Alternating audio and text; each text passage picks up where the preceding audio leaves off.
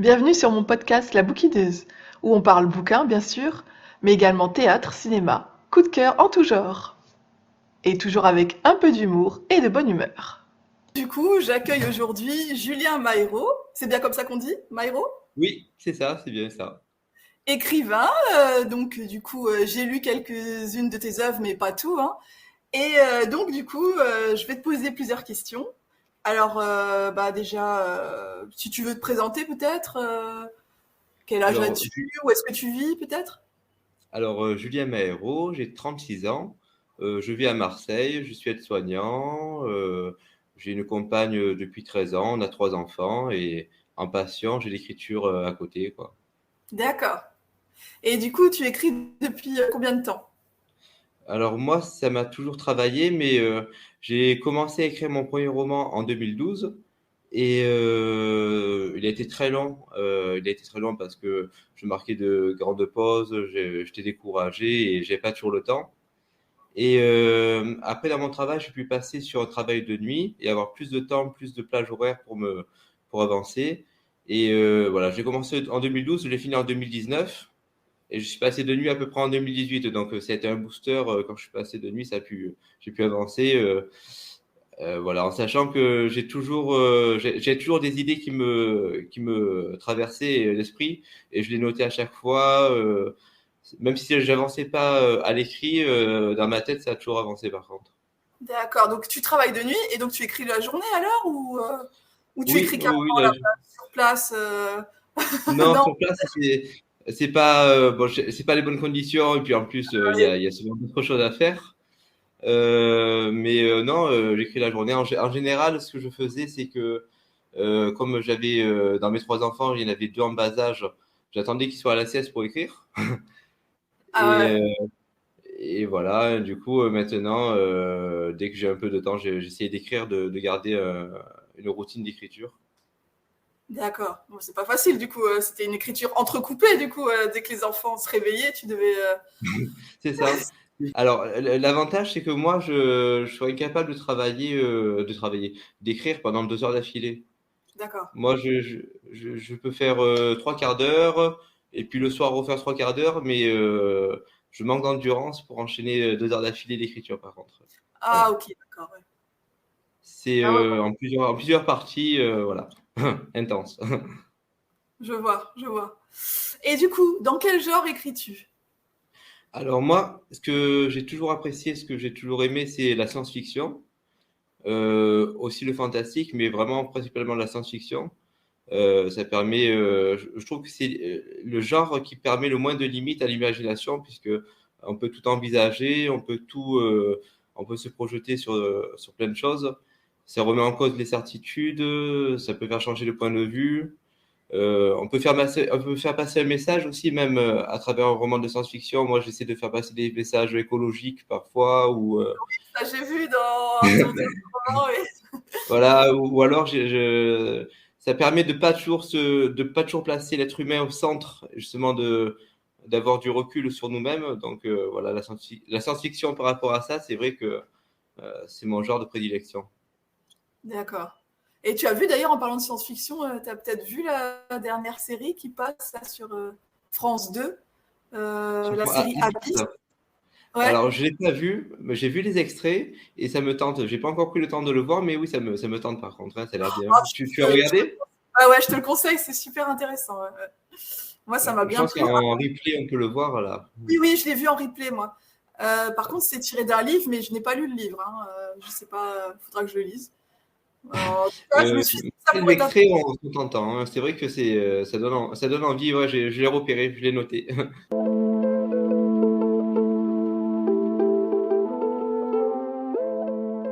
Donc, tu écris dans plutôt de la science-fiction. Donc, tu as écrit combien de livres de science-fiction?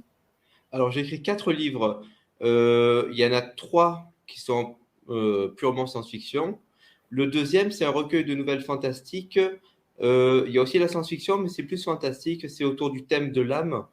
Ah, Il y a Comment? c'est celui que j'ai lu. Ah, il est trop beau celui-là, hein. Je le Ah, conseille, ben hein. merci, merci, merci beaucoup. En tout cas, c'est plus fantastique, même il y a certaines nouvelles de science-fiction Et il y a encore ce côté changer de vue, ne pas mettre toujours l'être humain au centre, aller au-delà de l'imagination qu'on a en temps normal. Voilà, avec le point d'orgue qui relie toutes les histoires, qui est l'âme, même si c'est évoqué de façon, comment dire, il n'y a pas que ça, mais ça revient toujours à un moment donné dans l'histoire. En plus, j'ai trouvé ça très original, le thème de l'âme, et que tu l'aies fait en le format nouvelle, qui n'est pas malheureusement un format très apprécié en France. Ça m'avait attiré. Oui, c'est un format qui m'arrange parce que j'arrive pas à faire des gros livres ou des histoires longues. Donc, tant qu'à faire, voilà, ça, c'est un truc que je sais faire. Par contre, je pourrais pas faire un roman, même de 200 pages, je sais pas faire. Ah ouais, je comprends. Ouais. Et du coup, tes autres romans de science-fiction parlent de quoi? Alors, le tout premier, Bienvenue sur Terre, c'est un vaisseau extraterrestre inconnu qui est repéré par nos satellites, qui est positionné aux alentours de la Lune et qui essaie de rentrer en contact avec les êtres humains. Et en partant de là, on a du mal à savoir leurs intentions, s'ils sont bienveillants, s'ils sont malveillants. Et au fur et à mesure de l'histoire, je veux pas spoiler, mais il y a des rebondissements inattendus. Enfin, oui, c'est le principe. D'accord. Voilà. D'accord. Pour le premier roman, d'ailleurs, le personnage principal, je l'avais appelé Julian, parce que c'était un Américain. Et je m'étais un peu identifié à lui, quoi. Je vois. D'accord. Et les autres livres? Bon, le deuxième, c'est L'écume des âmes Ouais, que tu as lu. Alors celui-là, voilà, c'est plusieurs nouvelles fantastiques avec l'âme qui est perçue différemment, qui est envisagée différemment. C'est celui qui est peut-être le plus original parce qu'il y a 13 histoires et j'ai essayé de faire 13 histoires qui ne se ressemblent pas. oui. Donc c'est vrai que celui-là, oui, j'ai eu bon, le premier, j'ai eu des bons retours, mais le deuxième, ça a été des très bons retours. Ouais, Donc, tout à fait, c'est mérité. ouais, j'en suis assez content de celui-là. Après, donc ça, c'était en 2019, Bienvenue sur Terre. En 2020, L'écume des âmes. En 2021, ça a été L'Odyssée de Jason. Là, on repart sur un roman de science-fiction. C'est une centaine de pages à peu près. Et D'accord. c'est un garçon, un adolescent, qui vit dans un cadre qui paraît parfait, qui paraît idyllique. Il n'a aucun problème, il a des amis, il a une amoureuse, il a des parents qui s'occupent de lui. Enfin, il n'y a rien qui pourrait normalement contrarier sa vie. Et c'est même trop parfait il se passe absolument rien, c'est tout le temps pareil, tous les jours pareil, c'est routinier, mais lui, il est habitué à ça, donc c'est normal.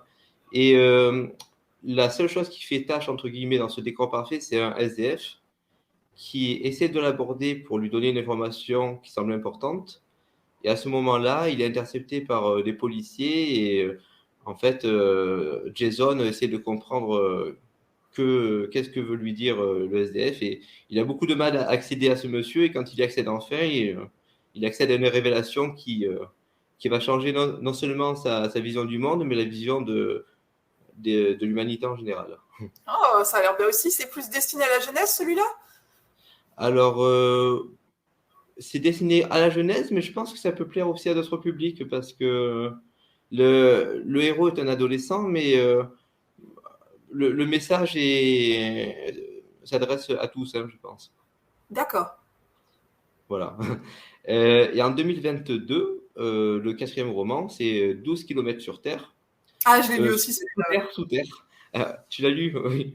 Alors, je suis parti d'un fait réel. C'est l'URSS qui avait envisagé de faire un trou de forage de 15 km de profondeur pour étudier les mécanismes terrestres. Par rapport à des problèmes techniques qui sont arrêtés à 12 289 mètres. Et voilà, moi, ça m'avait intrigué. J'avais vu des témoignages de fourreurs qui disaient que du centre de la Terre, ils entendaient des cris qui remontaient à la surface. Voilà, j'ai juste entendu ça. Bon, après c'est sûrement leur interprétation, mais en partant de là, moi, ça m'a donné envie d'écrire dessus. Et voilà, il y a une équipe qui est envoyée sur place parce que ce trou s'est considérablement agrandi, même si l'information n'est pas officielle, et le gouvernement local essaye de comprendre ce qui se passe et ils vont être très surpris aussi par, par la révélation qui les attend. Par la science-fiction, tu as écrit dans d'autres genres ou pas? Non, non, moi science-fiction, bon, un peu fantastique, mais je suis resté sur ce registre. Voilà, après, c'est ce que je maîtrise le mieux aussi, hein, donc toujours j'essaierai le thriller parce que c'est vrai que le thriller, enfin, quand c'est bien fait, c'est excellent, mais il faut le maîtriser, je pense, hein, voilà, Ouais. c'est Et tu pas as déjà facile. pensé, vu que tu es aide-soignante, tu as déjà pensé à écrire quelque chose qui se passe dans le domaine du médical, justement un thriller médical? Non, on m'a déjà demandé si je voulais écrire sur l'hôpital ou des choses vraiment enfin, vécues, quoi. Non, parce que c'est vrai que moi, je vais écrire pour m'évader, pour que les gens puissent s'évader. Et donc, je D'accord. vais pas écrire sur des choses connues. Je vais essayer de partir sur mon imaginaire et d'approfondir. D'accord. D'accord. Et du coup, est-ce que tu lis aussi que de la science-fiction ou au contraire, tu lis pas du tout la même chose que ce que tu écris? Alors, à la base, je lisais beaucoup de science-fiction avant d'écrire. Depuis que j'écris, je lis toujours de la science-fiction, mais justement, je suis parti sur des thrillers, sur d'autres genres. Mhm. Et même des romans, par exemple, comme les romans d'Amélie Nothomb. Ça m'a beaucoup servi. Je sais pas si tu en as lu. Oui, ouais, je les ai lus quand j'étais plus jeune. Maintenant, j'en lis plus, mais à un moment donné, j'étais fan d'Amélie Nothomb aussi, ouais. Alors, moi, je trouve que c'est excellent pour l'exercice des dialogues. Parce que les dialogues dans un roman, c'est toujours un peu à part. Si ça a l'air facile, mais en fait, il faut toujours trouver des répliques, il faut les rythmer, il faut changer les mots à rétorquer, à questionner. En fait. Et à Nothomb, il y a beaucoup de dialogues et j'en ai lu beaucoup justement pour m'en imprégner et pour pouvoir maîtriser aussi l'exercice des dialogues. Donc, Donc, tu l'utilises pour ton travail d'écrivain, en fait. oui, c'est ça. J'essaie de m'imprégner comme de tes romans, d'ailleurs, de tes deux romans qui sont excellents. Oui, je m'imprègne toujours des meilleurs. Donc, Et du coup, tu devrais lire du théâtre aussi. Ça pourrait t'aider. j'en ai lu du Eric Emmanuel Schmitt, j'ai pris oui, du théâtre. Euh, alors, j'ai pas encore trop d'affinité avec le théâtre, mais j'ai commencé quand même un petit peu et puis ça va venir petit à petit, hein, je m'ouvre petit à petit à plusieurs choses. Ah, oui.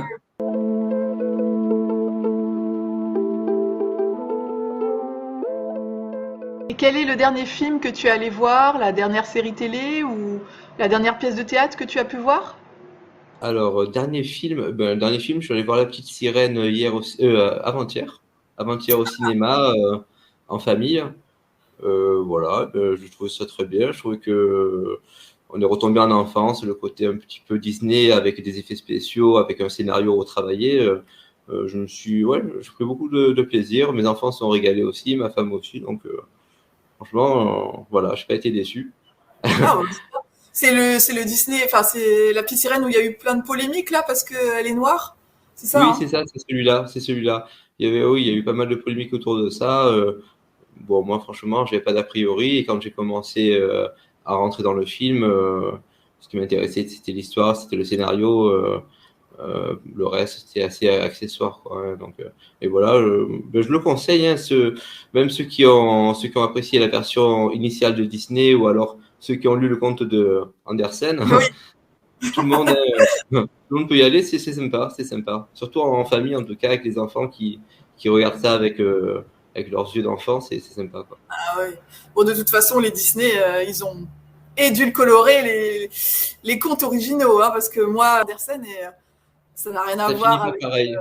Non, non, ça n'a rien à voir avec les Disney, mais bon, j'ai bien aimé les Disney aussi, hein, quand j'étais jeune, hein. C'est pas Ben, la dans même chose. le conte d'Andersen, apparemment, ça se finit très mal pour la petite sirène qui se Oh oui, transforme en oui, épine oui, de mer. Elle doit oui. poignarder le prince, elle refuse. Enfin, c'est pas la même. Voilà, ça aurait pas été pour les enfants d'aujourd'hui, peut-être. Ça aurait pas été adapté, à mon avis. Donc, voilà. Mais c'est pas le seul conte, hein. Tous les Blanches-Neiges et tout, c'est vrai que ça a été pas Oui, mal édulcoré. Mais il vaut mieux, oui, il vaut mieux mais d'ailleurs. oui, de toute façon, les contes à la base, ils sont cruels en fait, hein. C'est pas du tout Oui, ce qu'on voit aujourd'hui, quoi. C'est assez gore même, hein. Mais bon. oui, c'est cruel. Oui, oui, c'est vrai que bon. Oui, oui. Là, si on les faisait en film aujourd'hui, ça serait pas des Disney, ce serait des films d'horreur, quoi. Ouais, voilà, c'est ça. Ce serait une autre série. Je regarde HPI en ce moment. Ah, ça, j'ai Euh, jamais regardé, mais j'en ai déjà entendu parler. C'est bien ou pas alors? Je sais pas, c'est sur la 1, c'est avec Audrey Fleurot, qui est au potentiel intellectuel, HPI. À la base, elle est femme de ménage, puis elle se retrouve à travailler avec la police. Et bon, en gros, c'est elle qui résout tout. Mais le concept est sympa, et puis les personnages sont attachants, c'est sympa, quoi, ça vaut le coup. D'accord. Je sais qu'il y a beaucoup de hauts potentiels qui n'aiment pas cette série parce qu'ils disent que c'est pas du tout réaliste, etc. Mais bon.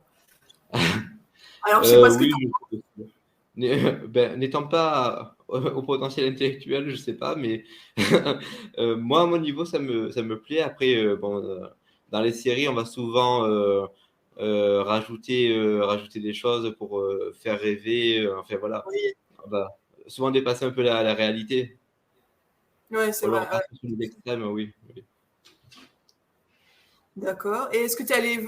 Ah oui, donc tu as dit que tu n'es pas très théâtre, donc je pense pas que tu es allé. Théâtre, alors théâtre, oui, pour aller au théâtre, oui, mais ça fait longtemps que je ne suis pas allé. Les dernières pièces de théâtre, ça devait être des pièces humoristiques. Les hommes viennent de Mars, oui, les hommes viennent de Mars, les femmes de Vénus, des pièces dans ce style-là qui étaient D'accord. sympas. Ok, Mais ça fait longtemps. Ça fait longtemps, mais j'irai avec plaisir au théâtre. d'accord. Et qu'est-ce que C'est à tu la lis en. lecture que j'ai plus de mal, hein. Ah, oui, je comprends. Après, tu devrais essayer des pièces de théâtre peut-être plus modernes, du coup. Moi, j'adore les classiques, hein, mais il y a des pièces de théâtre Oui, modernes qui peuvent être pas mal aussi. Voilà, j'ai pas oui. d'idée. D'ailleurs, si tu as à me conseiller, moi, je suis preneur. D'accord. Et sinon, qu'est-ce que tu lis en ce moment ou ton dernier coup de cœur littéraire? Alors, mon dernier coup de cœur, c'est ma dernière lecture. Je pense que tu connais, ça s'appelle Nuit d'enfer.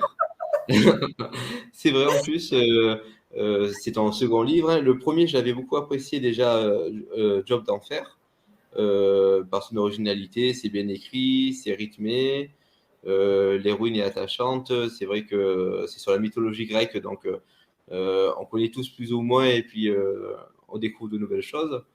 Et tu maintiens bien le suspense. Le tome 2 était attendu parce qu'il y avait des choses qu'on attendait du tome 1. Là, on attend le tome 3 parce que voilà. Et non, c'est vraiment bien. Je pense que ouais, tu as eu que des bons retours, j'ai l'impression, mais c'est mérité. Oui, Donc, oui, oui, oui. Ouais, il y a juste un lecteur qui m'a dit ah, il n'y a toujours pas de réponse à mes questions. J'espère que le tome 3, il y aura des réponses. non, mais ça, c'est bon signe. Ça veut dire qu'il est tenu en haleine. Oui, c'est Ça, vrai. c'est bien. Ça, c'est bien. Mais félicitations parce que les deux sont excellents. Donc, bon, Ah, merci. sans, sans te mettre la pression, le 3 il devra être aussi bien. Oui, bah t'inquiète pas, de toute façon, j'ai toujours l'impression. J'aurais peut-être pas Oui. dû me lancer dans une série, mais bon, comme j'avais tout le temps de l'inspiration, bah fallait que je Ça, c'est continue. bien. Ça, c'est bien. Et d'ailleurs, oui. D'ailleurs, je t'avais demandé, peu avant la sortie du 2, de me prévenir pour que je puisse relire le 1 pour me remettre dans l'histoire. Et oui, oui, je l'ai relu avec plaisir, le 1 d'ailleurs, hein. Donc, encore bravo. Merci. Bah, sinon, je n'ai plus de questions. Est-ce que tu as des choses dont tu as envie de parler ou quelque chose à rajouter? Ben, je voulais te remercier déjà pour ce podcast, pour me permettre d'être connu auprès du grand public. Merci pour les livres que tu as lus parmi ceux que j'ai écrits. Merci pour tes livres que tu as écrits qui sont inspirants aussi. Et pour ta bonne humeur. Oh, c'est gentil.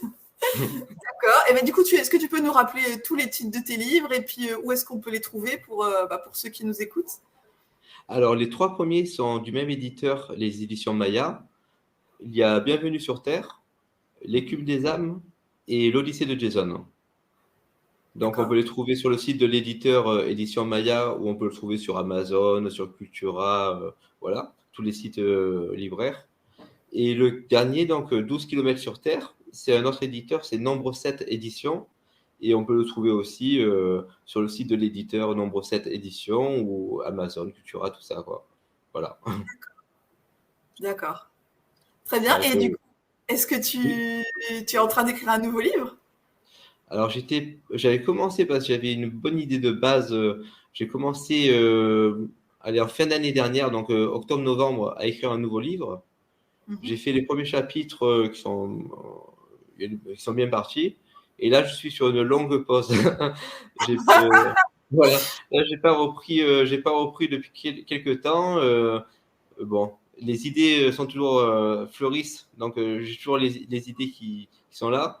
Je me dis qu'en septembre, j'aurai mon troisième enfant, le petit dernier, qui va rentrer à l'école. Et quand les Ah, trois sont à l'école, j'aurai plus de temps et là, je vais pouvoir m'y remettre à fond. et ce sera encore de la science-fiction? Oui, oui, oui, encore de la science-fiction. Oui, oui, ben, on change pas une discipline. C'est encore de la science-fiction et voilà, on verra. Je me mets pas la pression, il sortira quand il sortira et puis voilà. Oui, tu as tout à fait raison. Ouais. Ah oui, encore une question du coup. Tes livres sont pour quelle tranche d'âge? Est-ce qu'il y en a que des adolescents peuvent lire ou c'est pour les adultes ou pour les deux tranches d'âge? Je pense que dès l'adolescence, les quatre sont accessibles et D'accord? après, ça peut plaire de 7 à 77 ans, on va dire. On va pas être difficile. Non, oui, c'est assez large, je pense. Après, il n'y a pas de, il y a pas de violence, il n'y a pas de scène pour les moins de 18 ans. Donc, non, c'est accessible à tous. Voilà. Ok, super. Bah, je te remercie d'avoir bien voulu jouer le jeu, d'avoir bien voulu répondre à mes questions. Et Mais merci puis, beaucoup à toi. et donc voilà, n'hésitez pas à lire Julien Mayro. Et merci beaucoup. Merci beaucoup. Merci beaucoup. À bientôt. Voilà, voilà, à bientôt pour de nouvelles recommandations sur la bouquineuse. Merci de nous avoir écoutés.